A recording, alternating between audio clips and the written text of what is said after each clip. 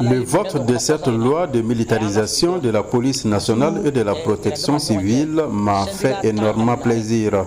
Ces dernières années, la police avait perdu toute sa crédibilité. Imaginez 14 syndicats au sein de la police et ces syndicats revendiquent tous des droits. Là, ça ne va pas. La police ne protégeait plus les personnes et leurs biens. Elle était devenue dérangeante. La population priait même pour qu'elle n'ait pas un problème avec la police. Cette mesure du CNT va beaucoup soulager la population.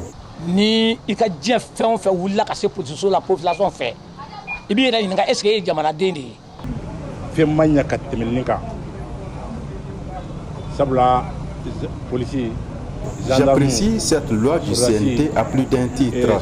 Les policiers, les gendarmes, les militaires, les douaniers font la même formation de base. C'est après le centre d'instruction qu'ils choisissent un corps.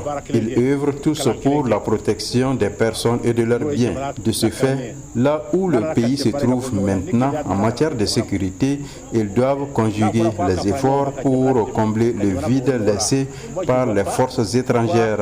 Au lieu de faire appel à d'autres pays, ces agents doivent être redéployés à travers le pays pour sécuriser les personnes et leurs biens.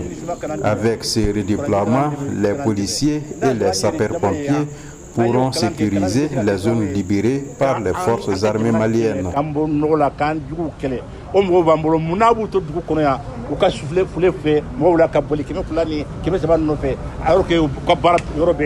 Mais il faudrait que les gens comprennent que la police nationale, c'est d'abord des porteurs d'uniformes qui sont déjà d'abord passés par une formation militaire avant d'être policiers, avant d'enfiler la tenue de policier.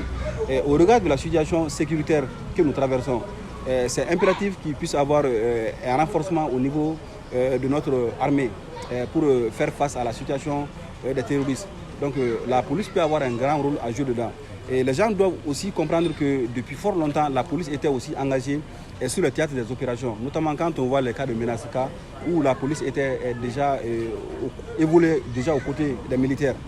Restait seulement que les textes. Par rapport à la loi, avant-projet de loi, c'est une décision émanant de l'Assise décembre 2027, si je ne me trompe pas.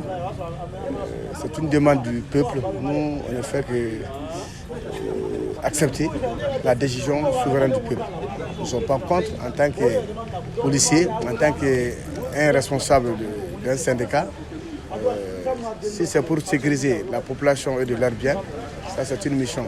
Si c'est pour renforcer la capacité opérationnelle des forces de défense, moi je pense que la police, nous sommes déjà dans les opérations. Maliko, l'opération Maliko c'est un degré, le degré numéro 034 du 30 janvier 2020.